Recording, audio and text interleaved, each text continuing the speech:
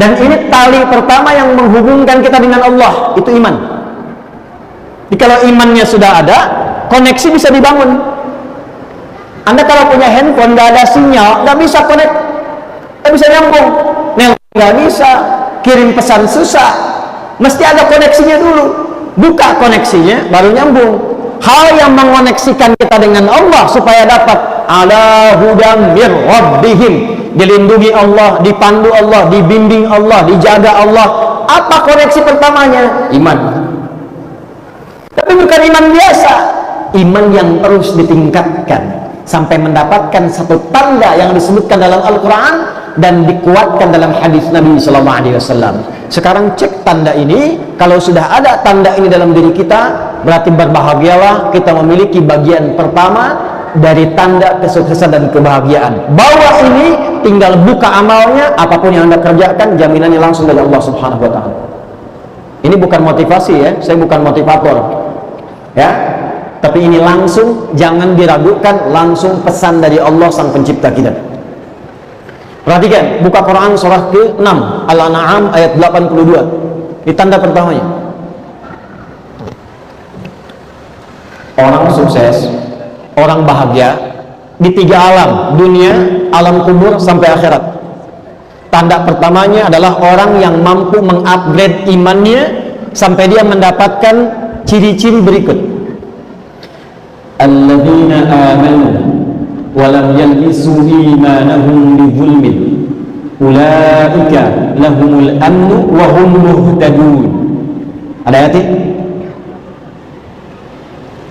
Dan orang-orang yang beriman itu, yang imannya benar, dia jaga, dia tata, benar imannya. Perhatikan, ulaika lahumul amnu. Ciri pertamanya, orang yang terus meningkatkan iman, menjaga iman, kelihatan sekali orangnya tenang. Tuh. Secara pribadi tenang. Bahkan ketenangannya digambarkan oleh Nabi SAW dalam hadis yang diriwayatkan oleh Al-Imam Al-Bukhari, dan hadis ini ditempatkan di topik iman. Imam Al-Bukhari menulis kitab namanya Al-Jami' As-Sahih Al-Musnad Al-Mukhtasar min umuri Rasulullah sallallahu alaihi wasallam wa sunanihi wa ayyamihi. Disingkat Sahih Al-Bukhari. Ada 97 topik di dalamnya. Pertama, kitab Bad'ul Wahyi, kedua Kitabul Iman, ketiga Kitabul Ilmi sampai ujungnya tentang kiamat dan syafaat. Nah, di tempat 2, topik yang kedua, Kitabul Iman, nomor hadis yang ke-16.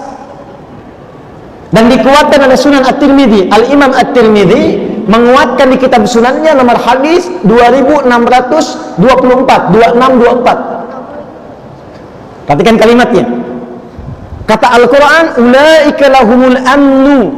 Orang yang imannya benar, terus di-upgrade, terus naik, gak bercampur ya dengan hal-hal yang mengotori iman sampai dipastikan dia mendapatkan kenikmatan iman. Maka yang pertama kata Allah, ulaika lahumul amnu. Dia mendapatkan ketenangan dengan imannya, tenang, nyaman. Apa ciri terlihat dari ketenangan imannya itu? Talatatun man kunna fihi wajada halawatal iman. Ada 3 hal pokok yang kalau dia mendapatkan 3 ciri itu, dia mendapatkan nikmatnya iman. Insyaallah. 1, ayyakuna Allah wa rasuluhu ahabbu ilaihi min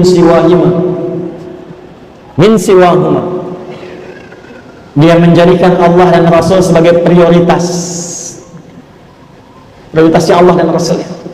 Contoh gini, dia mau makan nih, apa makanan yang dibenarkan oleh Allah, yang halal misalnya, ya ayyuhan nasu kulu mimma fil ardi halalan thayyiban, maka halal itu membimbing imannya. Karena itu ketika dia mencari yang thayyib, itu imannya disebutkan dulu. Quran surah kedua ayat 172, ya ayyuhalladzina amanu kulu min thayyibati ma razaqnakum. Begitu dipanggil imannya, dia nggak mikir halal lagi, karena imannya langsung membimbing dia pada yang halal. Di orang yang imannya itu sudah melekat pada dirinya, yang prioritas itu Allah dan Rasul, dia mau makan, dia nggak pikir yang haram, langsung yang halal. Mana yang halal? Lalu begitu akan makan, dia ingat, dia cari bagaimana Nabi mengajarkan cara makan. Idza quddimat ta'amu khudh biyadika biyaminika ma yalik. Kalau makanan itu dihidangkan, ambil dengan tangan kananmu yang paling dekat denganmu. Samillah, sebut nama Allah, bismillahirrahmanirrahim, makan. Dia praktekkan. Dia mau jalan, dia lihat bagaimana Allah menyukai jalannya orang-orang yang dengan iman dia berjalan. Wa ibadur rahmanil ladzina yamshuna 'alal ardi hauna. Hamba Allah yang penyayang itu kalau jalan, jalannya bagus. Wa idza khatabahumul jahiluna qalu salama. Dia enggak ganggu orang. Dia naik motor, enggak usil sama orang. Dia naik mobil enggak merasa hebat. Dia jalan kaki enggak merasa tinggi. Dia hormati orang lain. Dia jaga lingkungan. Kalau ada yang mengejek, memprovokasi, dia mendoakan. Allah imannya. Iman menjadikan dia tenang. Tenang. Dan menariknya, orang-orang sekitarannya pun merasa tenang dengan hadirnya dia. Itu, pernah nggak merasakan? Pulang ke rumah, anak-anak nyaman dengan Anda. Istri nyaman dengan Anda. Di kantor, orang nyaman dengan Anda. Di kampus, teman-teman sekuliahan nyaman dengan Anda. Terus upgrade diri sampai merasakan ketenangan itu dan menjadikan tuntunan Allah dan Rasul sebagai prioritas. Kedua apa? Ini yang paling menarik. Ternyata iman yang bagus ini nggak berdiri tunggal, sifatnya nggak personal, tapi bisa diwariskan pada orang sekitarannya. Yang kedua yang mendapatkan kenikmatan iman, kata Nabi Shallallahu Alaihi Wasallam, ketika dia mampu saling mencintai karena Allah. Masya Allah. Maaf ya, melihat orang lain itu bi'ainir rahmah. Ada orang lewat nggak nyapa, alhamdulillah, mungkin sedang buru-buru iman. Ada orang mencela, oh masya Allah, mungkin belum tahu iman. Hilang sendal, cari dulu. Nggak ketemu, alhamdulillah, amanah sendal sudah saya tuntaskan dan berhenti di Masjid At-Taqwa. Mudah-mudahan jadi saksi jannah di akhirat nanti. Amin. Oh, amin itu maksudnya hilang sendalnya. Masya Allah, iman. Jadi orang yang dapat kenikmatan iman itu antara anugerah dengan musibah, dua-duanya sama. Saat ada suka dia bersyukur, saat ada duka dia bersabar. Jadi dua-duanya sama aja, diposisikan sebagai ujian. Makanya kata Nabi, ajaban li amril mu'min. Orang kalau sudah benar imannya, perkaranya mengagumkan. Semua nggak ada bedanya. Semua dilihat sebagai ujian yang melahirkan pahala. Dapat kedudukan, inna lillahi wa inna ilaihi raji'un, ujian dari Allah. Bukan untuk pamer. Dijaga, bikin kebijakan yang baik. Jalan-jalan lihat masyarakat, tanya jawab, didengar aspirasi, dibikin kebijakan yang menyejahterakan. Kalau muslim, ajak muslimnya untuk ibadah ke masjid, tunjukkan keteladanan kepada non muslim, toleran, didengar aspirasinya, didengarkan, diberikan kebaikan-kebaikan. Iman. Ikut kontestasi nggak terpilih, alhamdulillah, alhamdulillah, dia sabar dengan itu, tetap dia berbakti dengan ilmu yang dititipkan oleh Allah kepadanya. Jadi antara suka dengan duka posisinya sama. Saat suka ada syukur, saat duka ada sabar. Semua ujian. Itu ajaban. Yang ketiga, dia konsisten pada kebaikan dan imannya menjaga dia pada keburukan sampai di level nggak suka ketika merasakan atau melihat sesuatu yang tidak baik. Bisa ada tayangan TV misalnya, tayangan nggak bagus, nggak sengaja terlihat, bukan cuma dipalingkan. Apa tayangan seperti ini nggak layak ditonton, ganti aja. Kalau semua channel begini, ganti channelnya sekalian. Iman. Ini orang beriman itu semua yang keluar manfaat. Makanya ujung ayatnya Allah sampaikan, perhatikan kalimatnya, wa hum muhtadun ulaika ala hudan mir rabbihim. Ala hudan itu kalau melekat kepada orangnya disebut muhtad. Jamaknya muhtadun, orang yang ditunjuki oleh Allah. Nanti hasilnya apa? Semua bagian tubuhnya, ini bagian pertama, semua bagian tubuhnya dari ujung kepala sampai ujung kaki, ya, itu semuanya dibimbing oleh imannya supaya mengerjakan semua yang bermanfaat. Jadi kalau kita riset dari ujung kepala nih, contoh gini, mata nih ya, mata itu fungsinya melihat. Tapi kalau sudah sampai ke level ini, mengupgrade iman, sehingga merasakan iman itu hadir dalam jiwa, bukan cuma getaran, tapi hadir dalam jiwa. Jadi ada level pemula, itu level getaran, dikonfirmasi oleh suara azan. Dalilnya Quran surah 8 ayat yang kedua, innamal mu'minuna alladzina idza dzukirallahu wajilat qulubuhum. Orang yang punya iman itu cirinya diantaranya bisa diuji, kalau diperdengarkan nama Allah ada getaran konfirmasi di jiwanya. Karena itu 5 kali dalam sehari diperdengarkan nama Allah, didengar telinga kita. Telinga ini bahasa Arabnya uzun, jamaknya azan. Azan itu jamak dari kata uzun, artinya telinga. Maka diperdengarkan 5 kali dalam sehari setiap pergantian waktu. Kalimat pertamanya apa? Allah. Allahu Akbar, Allahu Akbar. Kedengaran, yang dengar telinga, tapi yang konfirmasi hati. Makanya di hati kecil kita mengatakan, membisikkan, cepat, sudah azan. Pernah nggak merasakan itu? Nah, kalau nggak punya iman, nggak ada getaran itu. Allahu Akbar, Allahu Akbar. Suara apa nih, kenceng banget? Kecilin, ya. Nggak usah marah, artinya belum ada iman. Kalau mengaku beriman baru sampai mulut, belum sampai hati. Ada lagi dalilnya di Quran surah ke-49 ayat 14. Qalatil a'rabu amanna qul lam tu'minu walakin qulu aslamna walamma yadkhulul imanu fi qulubikum. Orang Arab Badui dulu berkata, ya Muhammad sallallahu alaihi wasallam, kami telah beriman. Kata Allah, ya Muhammad, katakan pada mereka, kalian belum beriman yang benar. Baru berislam, ucap syahadat, cuman di lisan imannya, belum sampai ke hati. Makanya nggak ada konfirmasi. Jadi kalau anda dengar azan Allahu Akbar, Allahu Akbar, ada yang protes, apaan sih ini? Anda nggak beriman? Saya beriman kok, tapi nggak gini juga misalnya kan? Ini berarti yang dimaksud Quran surah Al-Hujurat ayat 14. Doakan, bukan dicela, didoakan dan ditunjukkan kepada kebenaran. Anda kalau di bandara dengar suara ribut nggak protes, kenapa ketika dengar azan Anda harus protes demikian? Di bandara kan tiap waktu attention please, maklumat ya. Mohon perhatian.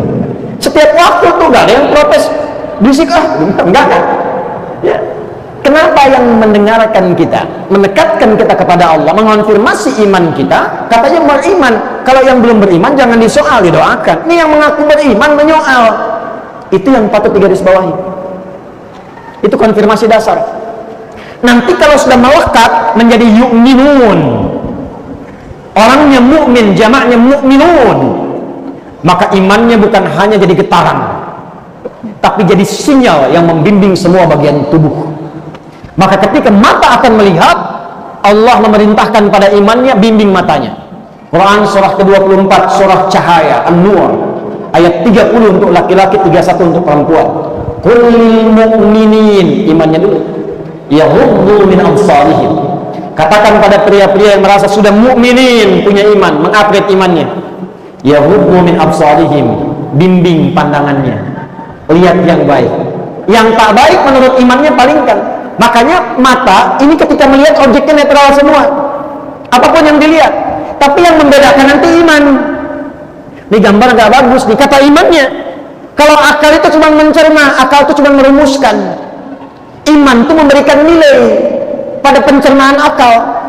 Diperintah akal, rumuskan itu nggak benar. Kalau nggak punya iman dianggap benar aja. Makanya saya kemarin di Amerika, saya nggak lihat ya, dengar cerita aja gitu. Ya, yang aurat tampak gambar biasa, yang sana sini, alhamdulillah Ustaz datangi musim dingin. Kalau musim panas, di sini katanya terbuka semua. Ke dalam hati Ustaz emang lihat gitu. Ya. Ini kita lihat ya, gambarannya apa? Itu dianggap biasa karena nggak ada iman. Menurut akalnya itu pakaian terhormat. Menurut akalnya itu biasa. Menurut iman itu nggak biasa, mengumbar syahwat, bisa memancing maksiat, bisa menjadikan perilaku yang tidak normal nantinya. Sedangkan manusia itu makhluk terhormat, diciptakan itu dengan mulia. Quran surah 17 ayat 70. Walaqad karramna bani Adam. Kami telah muliakan, kata Allah, dengan keagunganku semua anak cucu Adam. Makanya Allah jaga supaya semua bagian tubuhnya mulia. Dipakein pakaian supaya mulia, dibedakan dengan binatang. Dijaga supaya lisannya tidak bertutur yang tidak mulia. Dijaga supaya tangannya tidak bertindak yang tidak mulia.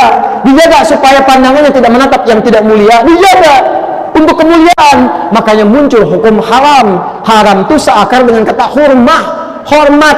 Kenapa muncul haram? Menjaga kehormatan supaya tidak hilang martabat kita di hadapan Allah Subhanahu wa taala. Sebab kalau sudah maksiat, kehormatannya runtuh. Coba diviralkan. Ini ada anggota dewan fulan, hobinya nonton film porno misalnya. Terus viral, kehormatan Anda runtuh.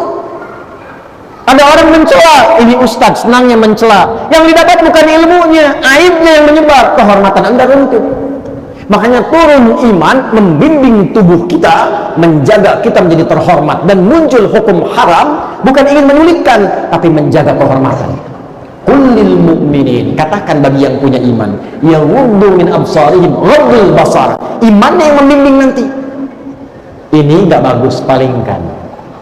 Ini mengundang syahwat, jangan pertahankan, alihkan. Ini merusak pikiran, jauhkan. Saya punya kawan, dia sekarang kuliah di Kanada. Teman sekamar saya di pesantren. Spesialisasi di bidang neurologi. Jadi kajiannya itu mengkaji saraf yang menyambungkan ke otak. Di antara risetnya tentang gambar-gambar pornografi. Ternyata itu lebih berbahaya dari narkoba, candu. Hati-hati itu. Pornografi itu lebih berbahaya daripada narkoba dan langkah tangga pertama menuju LGBT. Hati-hati itu. Jadi kalau ada orang, bukan kita ya, misal nih, terbawa arus lihat gambar yang tak layak, itu jadi candu, langsung nyangkut di memorinya. Dijaga oleh setan. Makanya kalau Anda pernah dengar riwayat, kalau melihat sesuatu yang tak pantas sekali aja, cepat palingkan. Sekali itu bukan begini sampai kedip ya, karena ada salah paham tuh hadisnya. Kan sekali sama belum kedip begini. Astagfirullah, bukan begini ya. Cepat palingkan. Ya, selanjutnya setan. Sebab sekali melihat, nyangkut nanti di memori kita tuh. Dan setan bermain di situ. Itu Masya Allah bisa lebih cepat hafal dan ingat sampai bayangannya dibandingkan dengan mushaf yang kita baca tiap hari. Dan bisa merusak. Nah itu yang dijaga oleh Islam. Iman kita menjaga, palingkan supaya tidak merusak. Sebelum jadi perilaku, ada pornografi, ada porno aksi. Beda. Pornografi dalam konteks apa? Interaksinya pandangan, pendengaran, kata-kata. Kalau sudah porno aksi dilakukan, nah itu pengantar pada keburukan. Iman datang membimbing supaya kita tetap dalam kemuliaan. Imannya dulu. Perempuan sama ayat 31-nya. Wa kullil mu'minati yaghuddna min absarihin. Dari mata turun ke mulut dulu, baru ke hati. Dari mata turun ke lisan. Lisan iman dulu, baru lisannya. Quran surah 49 ayat 11 sampai 12. Ya ayyuhalladzina amanu la yasra qaumin qaum la yaghtab ba'dukum ba'dha. Hei orang-orang yang telah punya iman, imannya dulu. Pasti kata Allah, iman itu akan menjaga lisanmu dari sifat saling mencela. Aku berikan lisan bukan untuk mencela merendahkan orang lain. Aku jadikan lisan untuk berkata yang mulia, yang baik-baik. Tak mampu diam, maka muncul hadis Nabi. Man kana yu'min, pakai yu'min, iman yang diupgrade. Man kana yu'minu billahi wal yawmil akhir falyaqul khaira aw liyasmut. Siapa yang mau mengupgrade iman, merasa beriman pada Allah dan merasa akan dihisab di hari kiamat kelak, falyaqul khaira, katakan yang baik-baik, aw liyasmut, kalau enggak mampu diam. Iman. Sekarang saya tanya tuh. Maaf ya? Maaf. Dari tubuh kita aja nih, udah nyampe belum ke derajat ini? Makanya Nabi itu nggak ngasih dunia dulu. Apa Anda kira Abdurrahman bin Auf langsung kaya ketika masuk Islam? Tidak. Utsman langsung kaya? Tidak. Ali langsung pintar? Tidak. Abu Hurairah langsung hebat? Tidak. Bilal langsung kuat? Tidak. Yang ditata itu hatinya dulu. karakternya dulu, karakter moralnya dulu, pribadinya dulu. Lewat iman ini, pendidikan iman. Makanya mereka menjadi tangguh. Dan iman itu dipertahankannya luar biasa. Bilal diseret, diikat dalam batu besar, di tempat yang terbentang luas, ya, di lapangan, diikat di atas batu, yang batunya dipanasin dulu, musim panas loh. Nggak seperti panas di sini, masih ada uapnya, uap kering. Kalau pernah ke Mekah musim panas, terasa tuh panasnya. Lihat gunung-gunung di Sahara itu, dipanasin batunya, ditarik, diikat di atas batu, dicambuk. Irtad, murtad kamu, keluar dari iman. Irtad, apa jawabannya? Enteng aja. Ahad, irtad, ahad, irtad, ahad. Gimana tuh bisa pertahankan itu? Makanya sahabat sebelum sukses, sebelum bahagia, menyukseskan dirinya dulu dengan imannya. Mereka menjadi pribadi yang sangat tangguh. Abdurrahman bin Auf itu menukar dunianya untuk imannya. Kata orang-orang Quraisy, kalau kamu beriman pada Muhammad, ingin ikut hijrah, kami ambil semua hartamu, silahkan ikut ke Madinah sana, ke Yathrib sana, cuman bawa pakaian aja, jalan kaki. Dipertahankan, nggak apa-apa, saya berangkat. Iman. Sehingga yang terjadi apa? Kalau punya kedudukan jujur, disiplin, sabar, baik. Kalau punya harta, dermawan. Kalau punya ilmu, luas ilmunya, berbagi dalam kebaikan, ikhlas menyampaikannya. Itu yang dibutuhkan tuh, itu sekarang.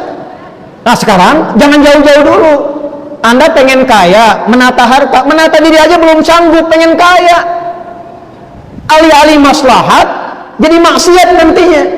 Belum sanggup menata diri, begitu diberikan harta, datangnya ke tempat maksiat, dipakai maksiat, kumpulnya dengan orang-orang perbuat maksiat, dikerjakan di tempat yang tidak disukai oleh Allah dan Rasulnya. Makanya sebelum sampai dapat amanah harta, kedudukan, ilmu, apa yang dilakukan? Perbaiki diri dulu, supaya memandangnya yang baik, mendengarnya yang baik, berucap yang baik, berjalan ke tempat yang baik. Begitu dititipkan kedudukan, andanya sudah baik, maka kedudukan itu ditempatkan pada tempat yang baik. Ya, jadi kadang-kadang kalau Anda bekerja belum dapat sesuatu, jangan langsung disimpulkan.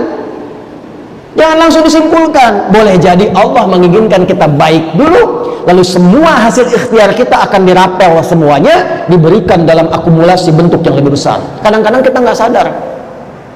Usaha sebulan nih, nggak dapat nih. Tapi begitu di hari yang ke-30, dapatnya lebih banyak dari biasanya. Itu bukan dapat lebih banyak, itu akumulasi keringat Anda selama 29 hari. Tiba-tiba Anda nggak nyari, teman datang nawarin proyek.